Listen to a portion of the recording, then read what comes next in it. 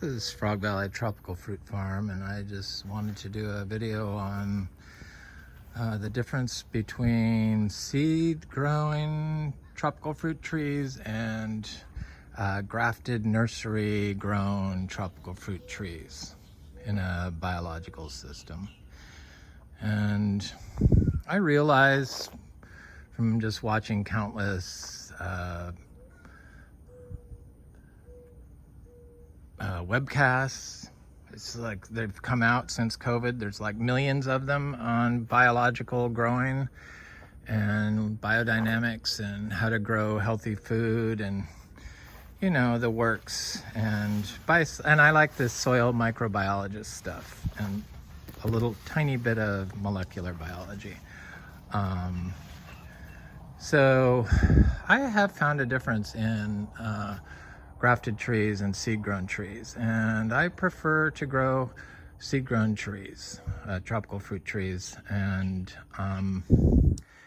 we have planted a lot of grafted trees, and I'm glad I did, because I get fruit off of them. Or grafted and nursery grown seed-grown trees, like the achacha, but they don't graft, they just grow from seed.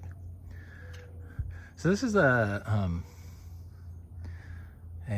Trinitoro Cacao that I planted last year. It's about, I don't know, 3 feet tall. And this area is right around the house, so I turn the sprinklers on because I like it real lush when it's like dry out. When it's, you know, drought, Florida drought is 3 weeks without rain.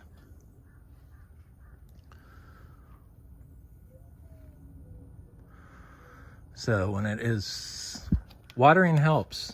It certainly does help, but when you have 10 acres and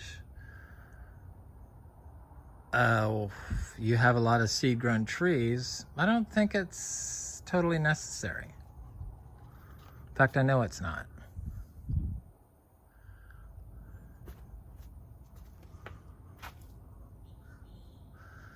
So in this area, these are my our cuttings, and they kind of look like they made it, but I'm nervous to see, so I'm just gonna wait. Cover the soil in the pots and wait. So these grafted trees, like this tree, this is a grafted egg fruit tree called Delightful, and it was a really tiny little grafted tree, like 8 inches tall, the size of a pencil, 5 years ago. And it grew really great, but of course, probably my dog's peeing on this thing every day, basically, made it grow super tall and fast. I could probably never sell this fruit as organic because I know about my dogs doing that, but I would probably have to check just because it's so close. But it caused it to grow really tall and fast and just kind of fall over a lot. This is a nursery grown tree, started tree. Nursery started seed grown coconut, of course. And a nursery grown achacha tree.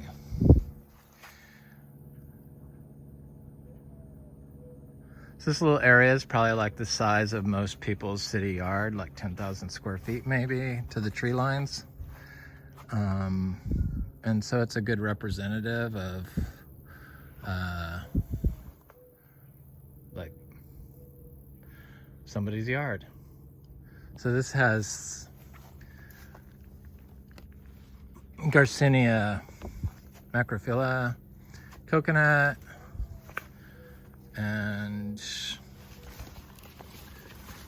another Garcinia macrophylla and a Hinga, all seed grown from the nurseries.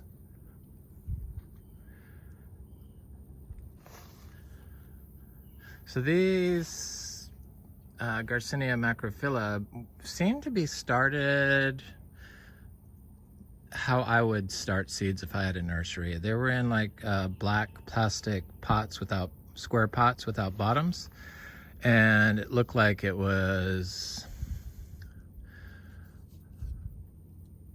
I don't know what it was, but it looks like they were grown organically is how it looked. Because they took to biological growing right away. And that's the only nursery I really found that the trees like started growing here really well right away. Because this has only been in the ground since this winter, you know. They put out a set of leaves and are quite healthy. This is a seed-grown tree from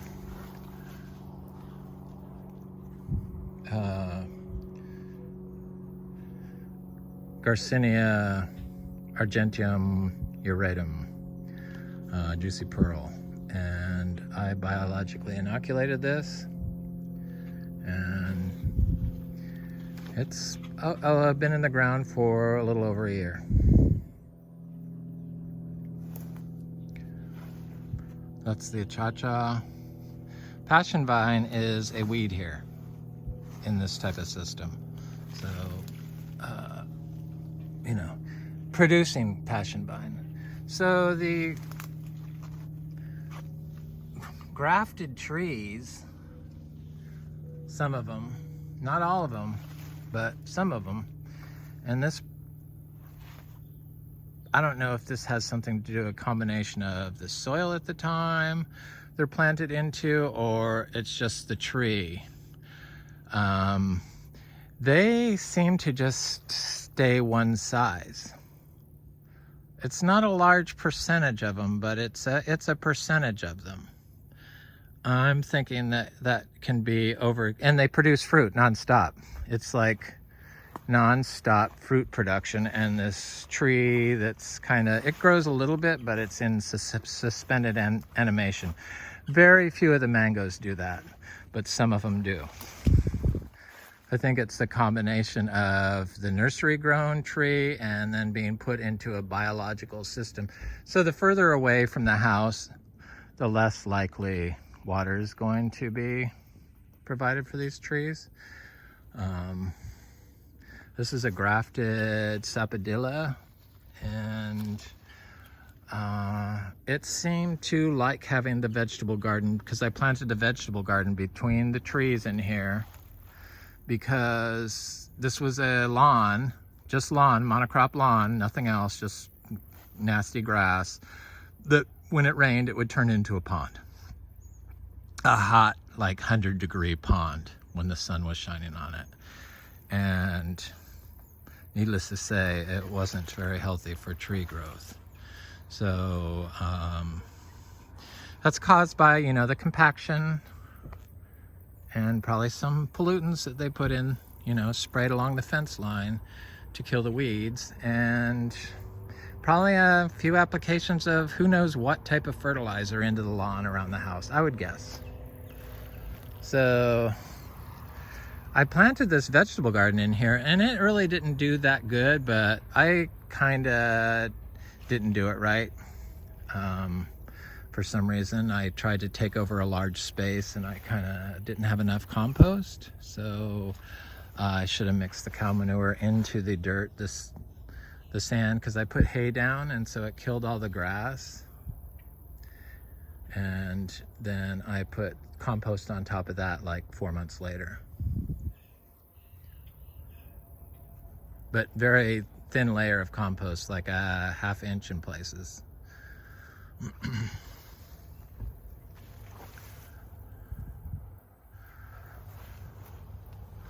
There's still some vegetables in here, but I would have to look for them.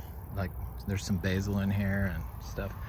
But so after, you know, in the summer, the weeds they came back strong and hard. And this area has not held any water since last summer. So it worked, and I can tell there's a lot different plants growing in here now.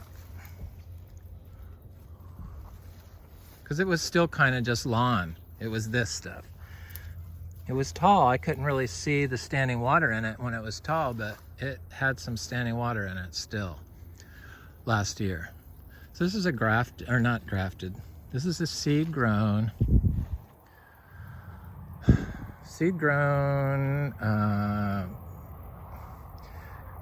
Kamito, a star apple. This is the giant purple one from Oscar, and a seed grown tree that I did not biologically inoculate the seeds 5 years ago because I didn't know about that at the time, and planted it in here without giving it water into this like flood zone area. Thank God it survived, and it seems like it's finally moving up. This was in what would be somebody's backyard that they converted from lawn. You know, I'm sure it's the same type of situation. Now most everyone, and this is like so different than anyone that it's just hard for people to even fathom, but I know it works, and I think that that's what's missing from today's farming, even the healthy organic systems. I think they completely disregard the natural, what grows by itself. It's like scraped and hauled away. It doesn't happen. They change it. They completely change the biology in the soil by doing that into something other than second best to what nature would do, which is this. It's just so, I don't know, it's hard for me to explain, get out the benefits you reap from it, but for growing tropical fruit trees, hello. So all these little stakes are different fruit trees I have planted around, and from seed. And there's another star apple. So this, you can see the remnants of the vegetable garden right here. There's some flowers, some zinnias coming up, I see. This is a seed grown Inga spectabilis. It's been in the ground for a little more than a year. It was planted last year, I guess. Or, you know, it's been more than a year, so.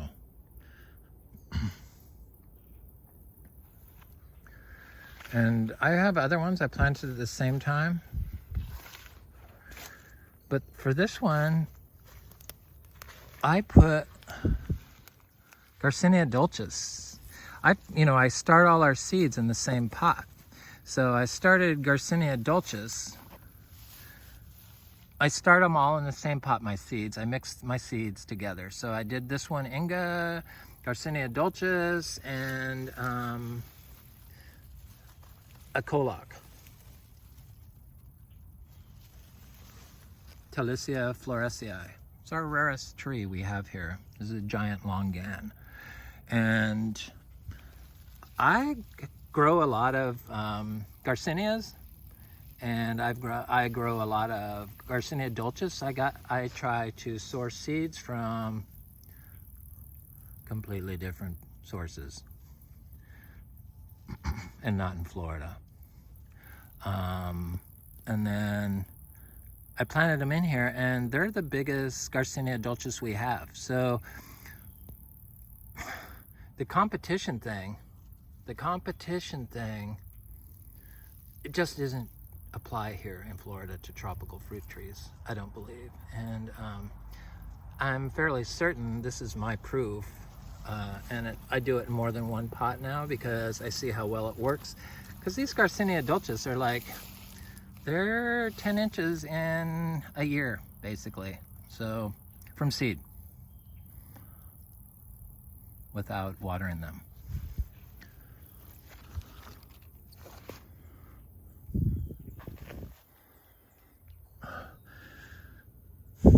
it's so hard to explain how everything works together when everyone's disregarded what is wild.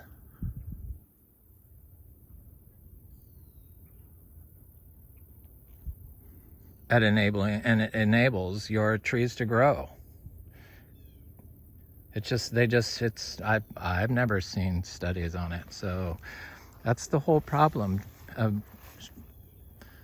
trying to show people what is possible, because it's easier when I hear somebody say or start laughing. Like, I was watching a podcast and Elaine Ingham says that you can get 100% of your plant's nutrients from the soil. You don't even need to look at it. And I believe Walter Jenny agrees with that. And then people sit around and I hear, yeah, if you don't have it, you don't have it. And it's like,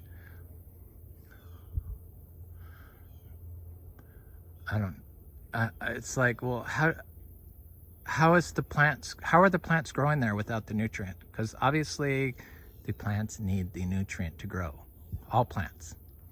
So have you studied these wild systems and how they help trees to grow? Your food crop trees, especially the tropical ones that are just right from the forest. So, I mean, it's this whole chemical dump thing, and we do in Florida on our limestone. It's ruining Florida, and it's proven to be pollutant and doesn't grow healthy food. So it's just because something hadn't been studied and pushed by a college or anyone doesn't mean it's not true. And that's why I'm trying to show people what is possible if you let the wild into your tropical fruit orchard here in Florida. So people are obsessed with plinias and jaboticabas and all those fruits because people like to collect every type of one thing. I know, I do the same thing. I've done it my whole life. I totally get it. But most of those jaboticabas and plinias I wasn't too into. I mean, I have some, but I was totally obsessed with the Plinia edulis. And here is a little Plinia tree that had a branch growing up from it yesterday, but I see it got broken off somehow. But this is seed grown kombucha, less than a year in the ground, without being watered, in a natural system here in Florida, just on the edge of this little forest, which in a couple of years is going to be a canopy in here, I'm sure. It's already a canopy, I guess. We got like big palms and pine trees. And it's important to have the wild, the trees that are there, the plants that come by themselves to help you grow a natural, organic, tropical fruit trees to fruit. So back to the grafted and the ungrafted, the grafted, nursery grown, and the seed grown, nursery grown trees, and the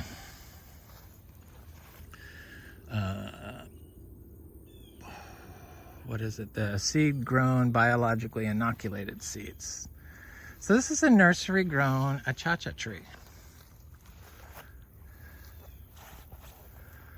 And this tree, what it needed was water, water, water, water. You have to give it water, so. But it just never, it came in a 1 gallon pot when I got it, and it was like 2 feet tall. I think it might be, no, it's probably the same height, but just thicker. But it just never pulled it together. And I've found with the achachas that the seed grown organic seeds are like, blow these things away. the, you know, the nursery grown pots. So this one seems to try to be doing better, but it's the nursery grown stuff. Some of it stays the same size for years. We've had longan stay the same size for 7 years at our other location and finally take off, the nursery grown trees. Whereas anything seed grown by us grows super fast. It's just they weren't started right, so they never developed communication with the mycorrhizal fungi. This is a seed grown blood orange tree.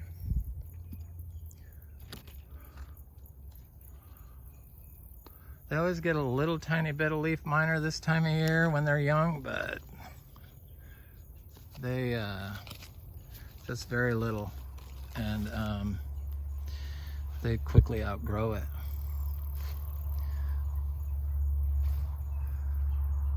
We don't have problems with our greening here in citrus, with citrus, so there's something to the wild bits to grow trees. I mean, it's like, people, it's kind of common sense when you think about it. You really don't need to know the science to understand that trees like to be left alone, planted and left alone, especially if they're just out of the jungles, the rainforests, like a lot of these trees are.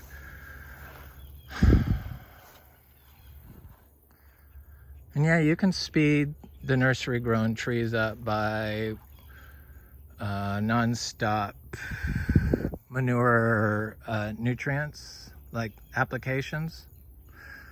They'll grow if you like convert them from the nursery and then just, you know, start giving them manure non-stop. But we're kind of limited on the amount of nitrogen we can apply here, and we kind of try to take the whole systems approach, and we just try to replant the trees we like and from seeds that have been biologically inoculated. I think it's important. So we have tons of stuff growing in here I mean, like so many different trees. I'm not sure what that was or is. I'm not even gonna go in there. This is these things. I eat the leaves off them. I forget the name of it.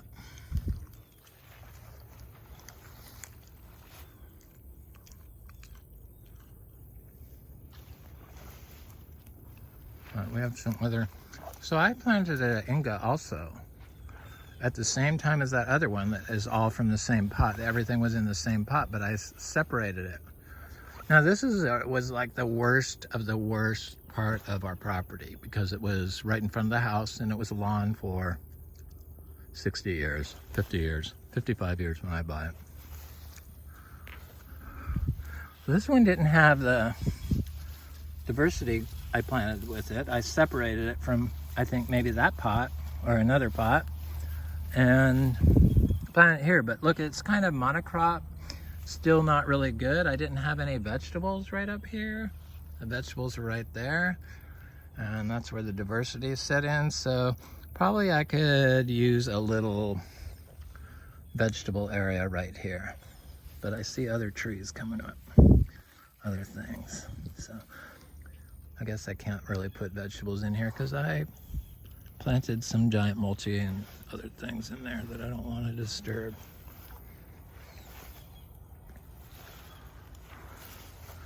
There's a seed-grown eggplant from fruit we got here last year, a Grafted Sapodilla.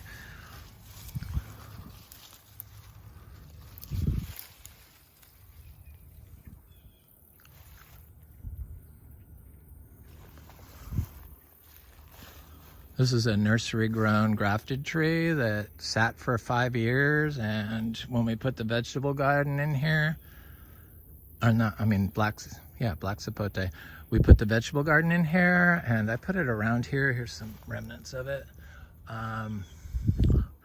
The tree took off and like tripled in size, and it's got some fruit on it, and it's called Black Beauty, and it's the best black Sapodilla fruit I've ever eaten. I don't know why that is, but it's got a second bloom on it. The grafted nursery grown trees they produce fruit nonstop. So I can tell that they like the biologically, growing in a biological system. But I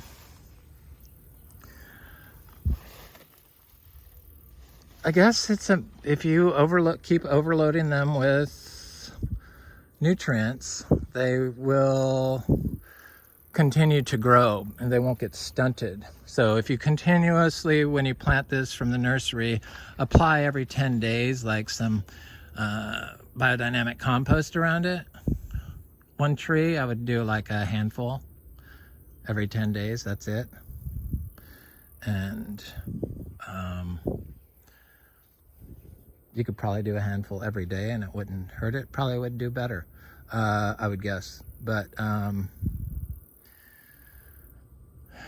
it's just, I can't start singling things out and treating them differently. Though I must admit, the cha-cha tree probably had more manure thrown at it than a lot of the other trees. Here's a seed grown, which is why it fruited, I'm sure. This is a seed grown red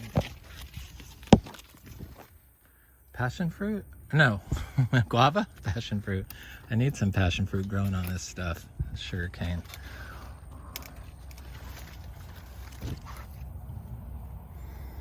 There's a nursery grown peanut butter fruit around here somewhere. And I don't see it, but I know it's here. There it is. No? Oh, yeah. There it is, yeah. Right here. It seems to really like, what I notice with the nursery grown stuff is if you stick a piece of sugar cane into the root ball of your nursery grown tree, like right on the edge of it, not destroy the roots of the tree, but plant it in this hole on the edge with the tree, that the tree does better, a lot better. So it's in a system like this, so it already has a lot of stuff to plant into it, but then when you do that, it seems to kickstart things.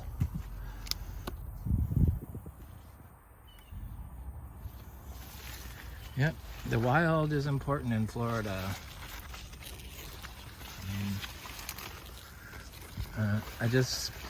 It seems like everyone forgets the wild. I kind of don't understand that, how it can be completely disregarded. So here's our Anonis osmanii, and I just planted it, not that long ago. Less than a year ago from seed, and it's doing real good. Soil's very rich and dark in here. Humus. Smells really good too. Yep. Anyway, I just wanted to talk about grafted trees and seed-grown trees and wild systems here at Frog Valley Tropical Fruit Farm.